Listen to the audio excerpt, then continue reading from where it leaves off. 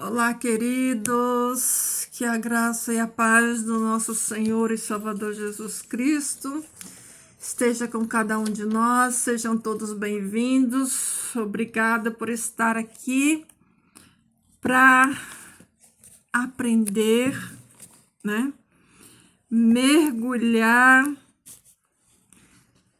nessa palavra tão maravilhosa que é a palavra de Deus, que nos sustenta, que nos dá vida, que nos dá ânimo,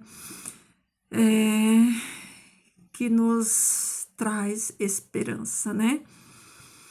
Como é maravilhoso, a gente encontra refúgio, a gente encontra abrigo, a gente encontra tudo nessa palavra, né? Então, ela é o nosso norte, ela é o nosso guia, ela é a nosso manual, né, de vida, de conduta, de comportamento, de tudo. Então, vamos para essa palavra, vamos ser lavados por ela, né? Lembra quando Jesus fala para Pedro, né? Quando Pedro nasce no lava-pés ali, Pedro, ele não quer que Jesus lave os seus pés, e na conversa Jesus fala assim: se eu não lavar os seus pés, não terás parte comigo. Aí Pedro fala assim: ah, tá bom, Jesus, então lava logo o corpo todo, né? Lava os pés, os braços. Mas Jesus falou: não, vós já estáis limpos pela palavra, né? A palavra nos limpa, nos purifica, vai tirando, né, toda a imundícia do pecado, toda a impureza, né, vai nos purificando, tornando nossos pensamentos puros, a nossa mente, né, mais clara. Como é maravilhoso, por isso nós precisamos, né, tomar banho todo dia, ó. Tomar banho aqui todo dia, né? Ser lavados por essa palavra. Então, queridos, vamos lá, que o capítulo de hoje está extraordinário. Capítulo de hoje, 11 de Hebreus, né? É um capítulo maravilhoso. Então, vamos lá, queridos. Hebreus 11, exemplos de fé, né? Exemplos de fé. Lembrando que quando o Novo Testamento foi escrito, né? Quando essa carta que foi escrita, Hebreus, né? Eles tinham o Antigo Testamento. Então, tudo que foi dito no Novo foi baseado no Velho, que é a estrutura, é o fundamento. E o Novo é o que deu crescimento, né? Por meio do Espírito. Então, capítulo 11 começa falando assim, ó.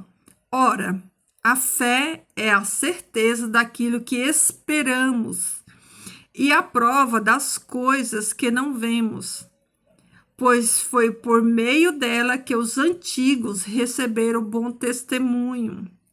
Ou seja, a fé desde o princípio, desde o início, desde do primeiro patriarca Abraão, né? Que foi tido como pai da fé quando Deus chama Abraão para sair da sua geografia, do seu local, né, da sua parentela, para ir para uma terra desconhecida, né, que ele não conhecia. A fé já se fez presente ali naquela ação, naquela atitude, né, de obediência de Abraão, de sair, né? Porque imagina, né, você ouvir. Para os dias de hoje, para muitas pessoas, isso é loucura. Gente, a fé não é racional para aqueles que não creem em Deus. A fé, ela só é racional para quem também tem fé e entende. Quem não entende é loucura. Por isso que Paulo diz isso, né? Que a palavra de Deus para o mundo que se perde é loucura, mas para nós que cremos é poder de Deus, né? Tá lá em Romanos, eu acredito. Então, queridos, você imagina que aos olhos de quem não tem fé, essa ação de Abraão é uma loucura. Você ouvir uma voz, essa voz falar assim para você, vai para tal lugar. E acredite, isso ocorre nos dias de hoje. E porque Deus, ele é um pai que se comunica com seus filhos. A palavra diz que aqueles que buscam, né, em Deus, no secreto, encontra. E a própria palavra diz que os segredos, né, de Deus são para aqueles que o buscam, né? E o próprio Jesus fala né, fala isso nos evangelhos, eu estava lendo essa semana. Então, quando alguém se escandaliza por ouvir outra pessoa falar assim, olha, Deus falou comigo, é porque essa pessoa nunca teve comunhão com Deus e nunca teve experiências espirituais com Deus. Agora, deixa eu esclarecer isso aqui para as pessoas não fazer um mau entendimento daquilo que eu vou dizer aqui. Quando Deus se comunica com nós, não é verbalmente como nós conversamos com as pessoas. Deus se comunica a nós por meio do seu Espírito, que nos fala ao nosso espírito, através da mente. E Deus tem muitas maneiras de se comunicar, através de sonhos, através de visões, né? Então, sim, Deus se comunica com os seus. Sim, Deus fala com seus filhos. Jesus falou assim, ó, as minhas ovelhas ouvem a minha voz, né? Como é que as ovelhas ouvem a voz de Jesus? É por meio do Espírito. Por meio do Espírito. Então, sempre houve comunicação. Deus sempre se comunicou com seus filhos. Sempre. Então, se você não tem experiências espirituais, né? Lembrando que e esse é um assunto delicado de falar, porque o que se polarizou de pessoas, falsos profetas, né? Falando que Deus me disse que eu ouvi isso e aquilo, é uma coisa extraordinária, mas acredite que assim como tem os falsos, que são muitos, também tem os verdadeiros, aqueles que o Pai se comunica, né? E fala com eles. Então, a fé é justamente isso, é você crer, né? É você crer sem duvidar. Então, isso foi o que ocorreu com Abraão. Abraão, ele não questionou a Deus, né, sobre, Senhor, mas para onde o Senhor está me levando, né? Abraão não pensou que ia ficar longe dos seus parentes, não teve apego aos parentes, né? Não se apegou ao parente, não se apegou ao local, ele apenas obedeceu, né? E foi, né? E foi viver a sua jornada. E por causa da sua obediência, né? Olha, não só ele foi abençoado, mas pela obediência de Abraão, a terra inteira, todas as famílias da terra foram abençoadas nele, pela fé dele e obediência dele. Então vamos seguir, ó. Versículo 3. Pela fé entendemos que o universo foi formado pela palavra de Deus, de modo que aquilo que se vê não foi feito do que é visível. Ou seja, é necessário você ter fé para crer que tudo que existe, toda a criação de Deus, né, ela passou a existência, ela passou a ser visível por aquilo que não se vê, né? Ou seja, Deus não criou por meio da matéria. Deus criou por meio da sua palavra. Para nós que temos fé, isso é fácil de entender e totalmente aceitável. Para quem não quer, não crê, eles inventam teorias mirabolantes de Big Bang, de evolução, né, de evolucionismo, né? Mas nós cremos que pela palavra os mundos foram criados. Pela fé, Abel ofereceu a Deus um sacrifício superior ao de Caim. Pela fé, ele foi reconhecido como justo quando Deus aprovou as suas ofertas. Embora esteja morto, por meio da fé ainda fala. Olha que coisa incrível, né? A ação dele, né, de obedecer e entregar a Deus aquilo que agradava a Deus, de fazer aquilo que é correto por causa da fé dele e obediência, a obra dele ainda fala até os dias de hoje. Pela fé, Enoque foi arrebatado de modo que não experimentou a morte e já não foi encontrado, porque Deus o havia arrebatado. Pois antes de ser arrebatado, recebeu o testemunho de que tinha agradado a Deus. Queridos, eu vou fazer uma pausa aqui para falar sobre Enoque e vou falar também sobre Elias. Muitos cristãos, né, acreditam erroneamente que Enoque e Elias foram levados vivos para o céu e estão no céu. Isso não é verdade, porque Enoque e Elias, eles eram pecadores e no céu não entra pecado, no céu só entra remidos. Jesus diz que ninguém foi ao céu senão aquele que de lá desceu, e eu vou explicar. Ninguém foi no céu para ficar, senão Jesus.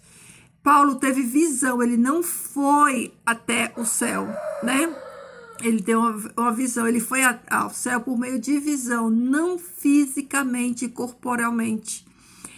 Ninguém ainda foi ao céu. Existe 3 céus e existe um lugar, eu creio que existe um lugar onde essas pessoas estão resguardadas neste momento, mas não é o céu, o trono de Deus, não é este céu. E outra coisa, para eles, gente, o corpo humano, ele é limitado, ele é matéria. Jamais esse corpo humano de carne e osso poderia ir para o céu na condição que está. Por isso, nossos corpos vão ser transformados em corpo de glória, para que nós possamos ter acesso, acessar. Então, é impossível que Elias e Enoque tenham ido para o céu com esse corpo, a menos que eles tenham morrido e ressuscitado e sendo glorificado. Só que aí nós temos um problema, porque Jesus ele é a primícia, né, dos mortos. Quem ressuscitou primeiro, as primícias dos mortos foi Jesus, né? Então, sem condição. Sem condição. Então, vamos lá. Já li, né? Versículo 6. Sem fé é impossível agradar a Deus, pois quem dele se aproxima precisa crer que ele existe e que recompensa aqueles que o buscam. Olha que coisa impressionante, né? Como que a pessoa vai crer em Deus sem fé? Porque fé é justamente você não precisar ver para você crer, né? E no mundo de hoje, onde as pessoas, né, elas querem pegar, elas querem ver, onde há tantas mentiras, tantos enganos, né? As pessoas, é só pela fé mesmo. E fé não se explica, tá, queridos? Fé não é algo que se explica. Fé é decisão, né? É atitude de confiança dentro de você, em decidir confiar. Pela fé, Noé, quando avisado a respeito de coisas que ainda não se viam, ou seja, a chuva, né, que é o dilúvio, que até então não tinha chovido na terra, movido por santo temor, construiu uma arca para salvar sua família. Por meio da fé, ele condenou o mundo e tornou-se herdeiro da justiça, que é segundo a fé. Por que ele condenou o mundo? Porque o mundo não creu, só ele creu, né? Só ele creu e obedeceu, porque a fé anda de mãos dadas com a obediência. Abraão creu e obedeceu quando Deus pede para ele sair, né, da sua geografia e da sua parentela. Noé também, ele teve fé e obediência quando Deus, né, pede para que ele construa uma arca. Então, a fé, ela tem que andar de braço dado com obediência, né? E a obediência às obras, né? A Bíblia, a própria palavra fala, Tiago diz, né? A fé sem obras, ela é inoperante, ela não tem valor nenhum, as duas caminham junto. Pela fé, Abraão, quando chamado, obedeceu, olha aí, ó, e dirigiu-se a um lugar que mais tarde receberia como herança, embora não soubesse para onde estava indo. Pela fé, peregrinou na terra prometida, como se estivesse em terra estranha. Viveu em tendas, bem como Isaque e Jacó, co-herdeiros da mesma promessa. Vocês lembram qual que foi essa promessa? Né? Lá no capítulo 12 de Gênesis. Pois ele quem? Abraão, esperava a cidade que tem alicerces, cujo arquiteto e edificador é Deus. Que cidade é essa? É a Nova Jerusalém. Queridos, que coisa extraordinária. Ó, deixa eu falar isso aqui para vocês. Ó, os três patriarcas, Abraão, Isaque e Jacó. O primeiro patriarca chamado, que recebe promessa e aliança, Abraão, Isaque e Jacó, seu filho e seu neto, co-herdeiro desta mesma aliança, né, que Deus faz para Abraão, que eles não receberam. Eles peregrinaram como estrangeiro na terra que foi prometida para eles, mas não herdaram essa terra. Eles habitaram em tendas, os três patriarcas. E o que é mais extraordinário é que a promessa de Deus para Abraão, sabe quando é que Abraão vai receber, né? Vai tomar posse. Olha aqui, ó. Olha que coisa impressionante. Ó, pois ele, Abraão, esperava a cidade que tem alicerce, cujo arquiteto e edificador é Deus. Qual é a cidade que Deus, né? Que é o criador e o arquiteto desta cidade construiu? É a Nova Jerusalém. É a Nova Jerusalém, a cidade feita por Deus. Então, Abraão, ele já tinha noção. Ele já esperava em Deus, já esperava essa herança que ele ainda vai receber quando Jesus vier. Olha que coisa impressionante.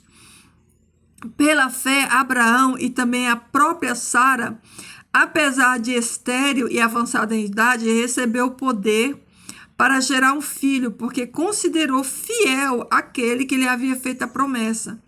Assim, daquele homem, já sem vitalidade, originou-se descendentes tão numerosos como as estrelas do céu e tão incontáveis como a areia da praia do mar.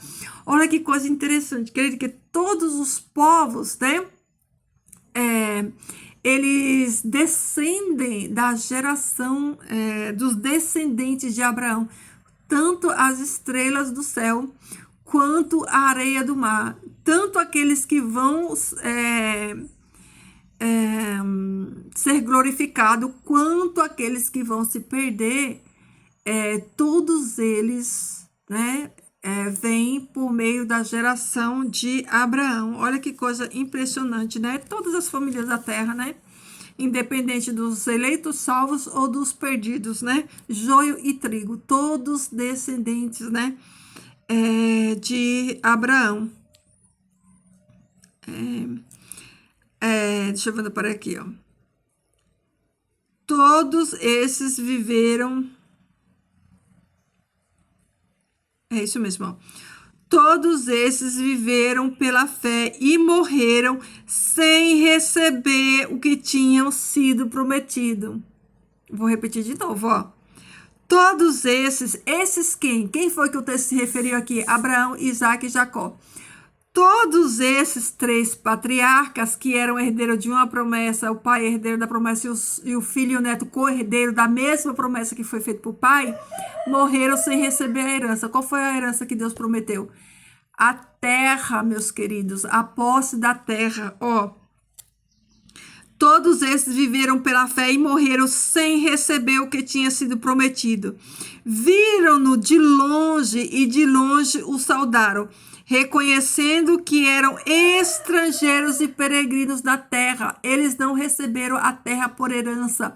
Eles foram peregrinos nessa terra, viveram como um estrangeiro nessa terra, como o texto está falando aqui, ó. E peregrinos na terra da sua possessão. Eles viveram peregrinos na sua própria herança.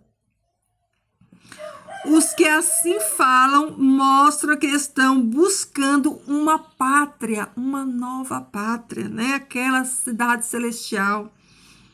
Se estivessem deixa eu ver. Se estivessem pensando naquela de onde saíram, ou seja, da terrena, né? Teriam oportunidade de voltar, ó. Em vez disso, esperavam eles, ó, tá no plural, eles, o pai, o filho e o neto, Abraão, Isaac e Jacó, eles esperavam, olha só, uma pátria melhor. Isto é, a pátria celestial. Que pátria é essa, meus irmãos? Por esta razão, Deus não se envergonha de ser chamado o Deus deles, né? O Deus de Abraão, de Isaac e de Jacó. Eles preparou uma cidade, a Nova Jerusalém. Está vendo a riqueza de detalhes? Você está vendo quanta ênfase, né? E o quanto o autor ele fala desse trio aqui, do patriarca e da promessa, porque tudo está inserido aqui nessa promessa. Então, o autor ele vai relatar vários heróis, mas quando ele chega nesse patriarca aqui, ó, ele se demora, ele detalha bastante nisso, né? Ele fala da sua fé, da sua trajetória, da promessa, e que eles não receberam essa promessa, da esperança deles, né, em receber essa promessa, essa cidadania, essa cidade celestial, cidadania não, essa cidade celestial que o próprio Deus preparou para eles, né? Olha que coisa impressionante, ó. Pela fé, Abraão, quando Deus o pôs à prova, ofereceu Isaque como sacrifício. Aquele que havia recebido as promessas estava a ponto de sacrificar seu único filho, embora Deus lhe tivesse dito: por meio de Isaque a sua descendência será considerada. Abraão levou em conta que Deus podia ressuscitar os mortos e figuradamente recebeu Isaque de volta dentre os mortos. Olha que coisa impressionante, porque esse ocorrido aqui, ó, de Abraão no Monte Moriá com Isaque, ele remete a Deus, né, e a Jesus, ao Pai. Ele remete a Deus, né? Abraão está ali como no papel de Deus e Isaac ali como no papel de Jesus, né? Oferecendo o seu único filho, né? A quem ele amava. E incrível, né? Que Abraão, né? A própria palavra diz que ele teve fé para crer que Isaac poderia ser ressuscitado. Então ele ia mesmo, a fé dele, que Deus era capaz de ressuscitar. Que Deus assim, independente, né, da fórmula, daquilo que Deus fosse usar para trazer Isaac de volta, né, que Deus ele era capaz e tinha poder para isso. Ele ia às vias de fato, se Deus permitisse. Então, olha que fé extraordinária. Por isso, né, o autor dá tanta ênfase para a vida dele, para a história dele, porque tudo tá fundamentado aqui, né? Porque quando Deus, na verdade, Deus ia chamar em Noé, né? Em Noé, as 12 tribos e fazer toda essa aliança. Só que quando acabou o dilúvio, né? E Noé desce da arca ali, era a única família na terra, porque a terra foi resetada, né? E fica só aquela família. O que acontece? A terra agora estava livre, né, da corrupção de Sodoma, de Gomorra, como é que se diz? Dos Néfilis, de tudo que ocorreu ali em Gênesis. Só que o que acontece? Naquele evento de Cã, né, Noé lança uma maldição. Sai da boca a primeira maldição da terra, né, depois do dilúvio, né, sai da boca de Noé. Então, Noé, ele amaldiçoa, né, o seu neto. E esse neto de Noé, né, Canaã, que ele foi amaldiçoado, ele gerou 12 tribos, 12 povos amaldiçoados que perseguiam o povo de Israel, que são os cananeus, jebuseus, heveus, heteus e todos os deus que você conhece na Bíblia. Eles foram gerados, vem da genealogia de Canaã, o neto de Noé. Então Noé traz maldição para a terra. E esses 12, né, esses 12 povos, né, eles vêm amaldiçoados. Aí Deus chama, né, Abraão, e no descendente, né, de Abraão, por meio de Jacó, Deus ele chama 12 tribos para ser bênção na terra. Então vamos voltar aqui, ó. Pela fé, onde eu parei? Embora Deus tivesse dito por meio de Isaac, né? A sua descendência será considerada. Abraão levou em conta que Deus poderia, olha isso, ressuscitar os mortos e figuradamente recebeu Isaac de volta dentre os mortos. Pela fé, Isaac abençoou Jacó e Esaú com respeito ao futuro deles. Pela fé, Jacó, à beira da morte, abençoou cada um dos filhos de José e adorou a Deus, apoiando na extremidade do seu bordão. Pela fé, José, no fim da vida, fez menção ao êxodo dos israelitas do Egito e deu instruções acerca dos seus próprios ossos. Pela fé, Moisés, recém-nascido, foi escondido durante 3 meses por seus pais, pois esses viram que ele não era uma criança comum, olha só, e não temeram o decreto do rei. Pela fé, Moisés, já adulto, recusou ser chamado filho da filha de Faraó, preferindo ser maltratado com o povo de Deus e desfrutar os prazeres do pecado durante algum tempo. Por amor de Cristo, considerou sua desonra uma riqueza maior do que os tesouros do Egito, porque contemplava a sua recompensa. Pela fé saiu do Egito e não temendo a ira do rei, e perseverou, porque via aquele que é invisível. Pela fé celebrou a Páscoa e fez a aspersão do sangue para que o destruidor não tocasse nos filhos mais velhos dos israelitas. Pela fé, o povo atravessou o Mar Vermelho como em terra seca, mas quando os egípcios tentaram fazê-lo, morreram afogados. Pela fé, caíram os muros de Jericó, depois de serem rodeados durante 7 dias. Pela fé, a prostituta Raabe, por ter acolhido os espiãs, não foi morta com os que haviam sido desobedientes. Que mais dizer? Não tenho tempo para falar de Gideão, Baraque, Sansão, Jefté, Davi, Samuel e os profetas, os quais, pela fé, conquistaram reinos, praticaram justiça, alcançaram o cumprimento de promessas, fecharam a boca de leões, apagaram o poder do fogo e escaparam do fio da espada. Da fraqueza tiraram força, tornando-se poderosos na batalha, e puseram em fuga exércitos estrangeiros. Houve mulheres que pela ressurreição tiveram de volta os seus mortos. Uns foram torturados e recusaram ser libertados, para poderem alcançar uma ressurreição superior. Outros enfrentaram zombarias e açoites. Outros ainda foram acorrentados e colocados nas prisões, apedrejados, cerrados ao meio, postos à prova, mortos ao fio da espada, andaram errantes, vestidos de peles de ovelhas e de cabra, necessitados, afligidos e maltratados. O mundo não era digno deles. Vagaram pelos desertos e montes, pelas cavernas e grutas. Todos esses receberam bom testemunho por meio da fé. No entanto, nenhum deles recebeu o que havia sido prometido.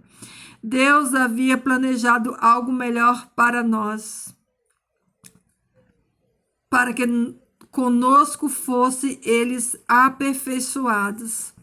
Queridos, que relato impressionante. Nossa, faz a gente assim estremecer. Todos esses, olha, eu quero ler só esse trechinho aqui, ó. Nenhum deles recebeu o que havia sido prometido. Nenhum desses aqui, ó.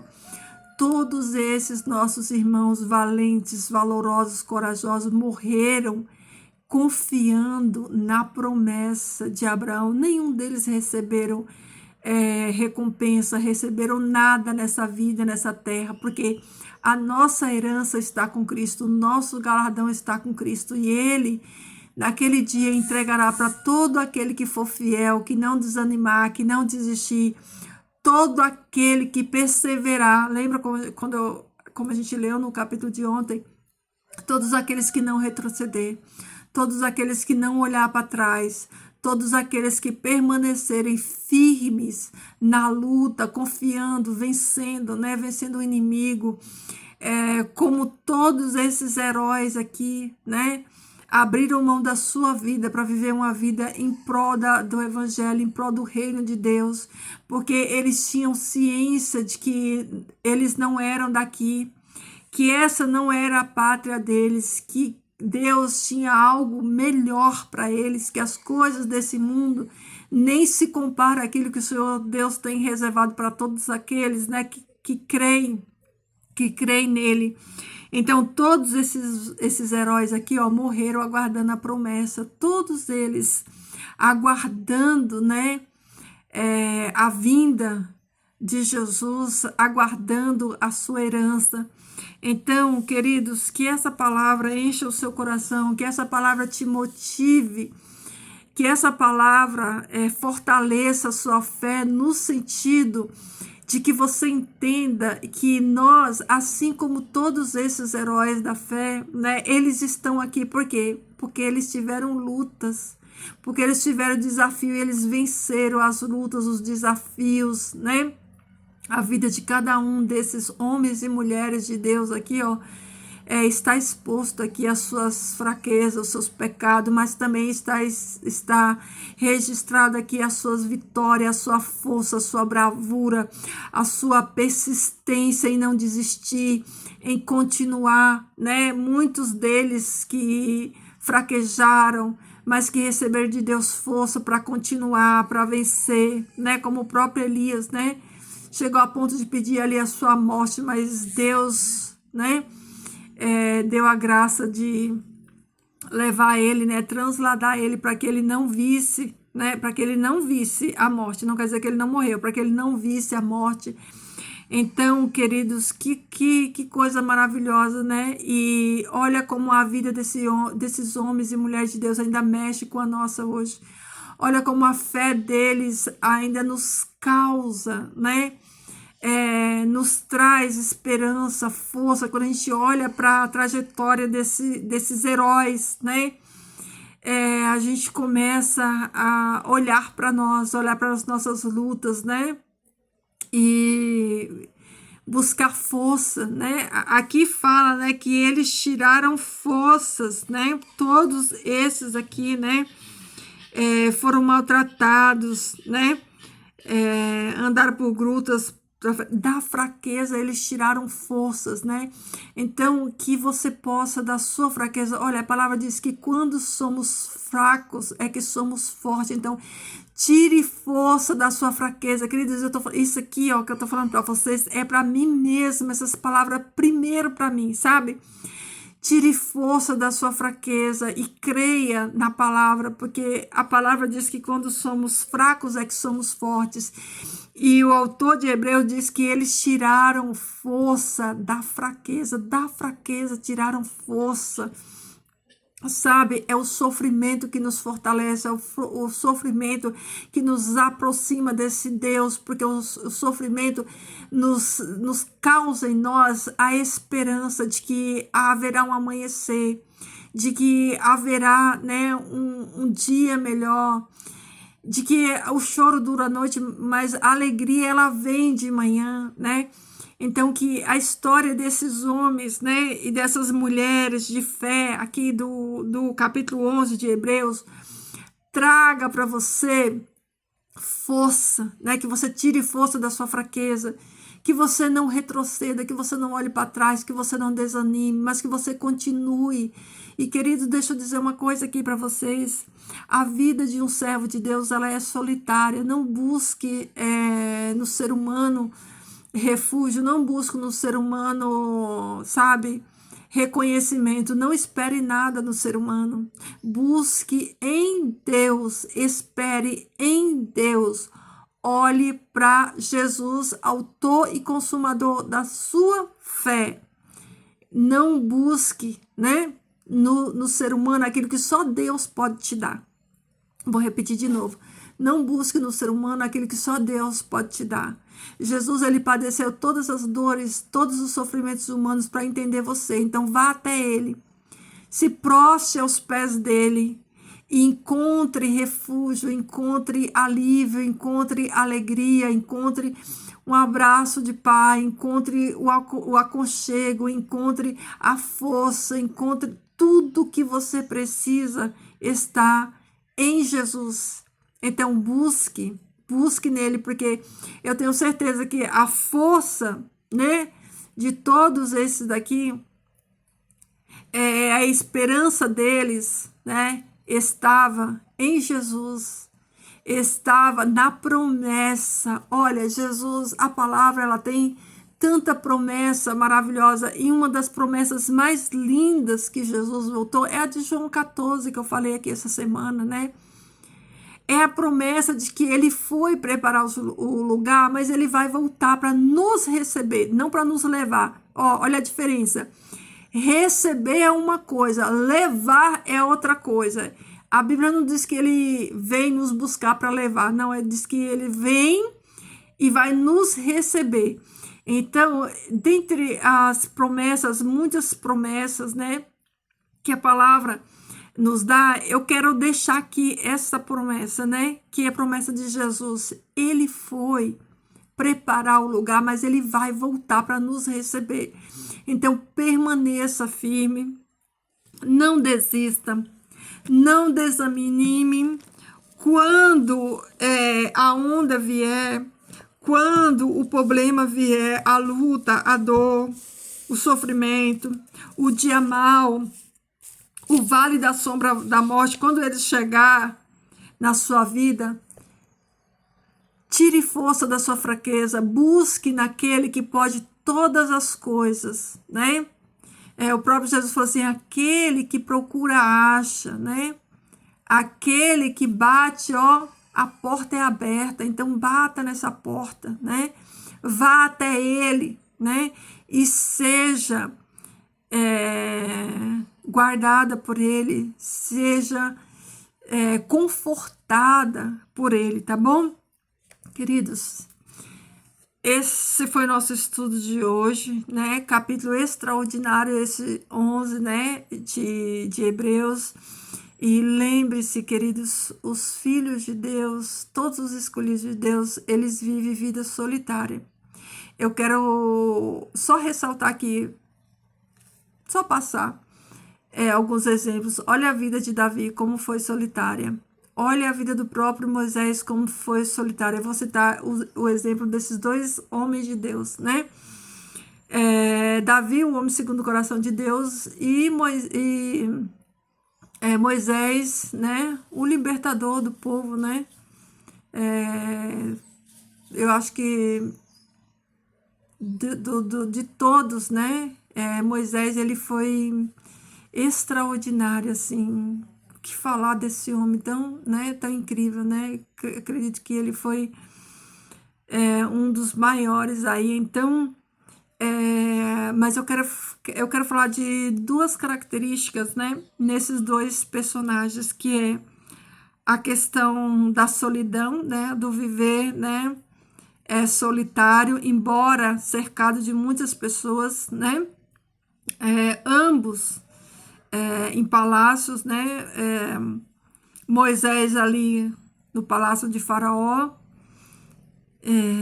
Davi vai também ali para o palácio de Saul, em condições diferentes, mas eles passam por esses ambientes, né? Eles têm papel de destaque nesses ambientes, né? E Deus, né, retira eles, né? Engraçado, falando de Moisés, primeiro de Moisés, né? E o paralelo que une esses dois, que é a questão do cuidado com as ovelhas, né? Quando Deus tira Moisés e manda ele ir para o deserto, Deus manda Moisés fazer o quê? Cuidar de ovelhas. Ali é o campo onde Deus está preparando Moisés, né, para lidar com o povo. Então, para lidar com o povo, Deus primeiro coloca ele ali, ó, para ele aprender a função, não o título, tá? Então, Moisés, ele encontra-se com uma pastora, né, de ovelhas, e torna-se pastor de ovelhas, e aí ele fica ali 40 anos naquele deserto, né, fazendo menção de Jesus, que fica 40 dias, né, no deserto sendo tentado. Moisés fica 40 anos ali naquele deserto, desaprendendo, né, tudo aquilo que ele aprendeu no Egito, ressignificando a sua vida e a sua missão, sendo lapidado por Deus para uma nova missão de tirar o povo do Egito, né? Então, a função de pastor, ela não surge no Novo Testamento, ela não surge, né? Ali quando Jesus ele dá ali os 5 ministérios da igreja. A função pastoral, ela já vem lá desde os primórdios, desde do começo de tudo, né? Porque o povo de Deus, né, o povo de Israel, eles sempre, toda a vida, foram pastores de ovelhas, né? Então, Moisés, ele fica ali no deserto, ele sai da corte, né, do faraó, ele sai do palácio, ele sai do clamor, ele sai de tudo aquilo ali, e ele vai para o deserto, e é lá no deserto onde ele encontra Deus, onde ele encontra, né, a sua essência e onde ele é preparado para cuidar de um povo, mas primeiro ele cuida de um rebanho, né? E Davi é a mesma coisa, só que Davi, ao contrário, Deus coloca primeiro ele para cuidar das ovelhas, né?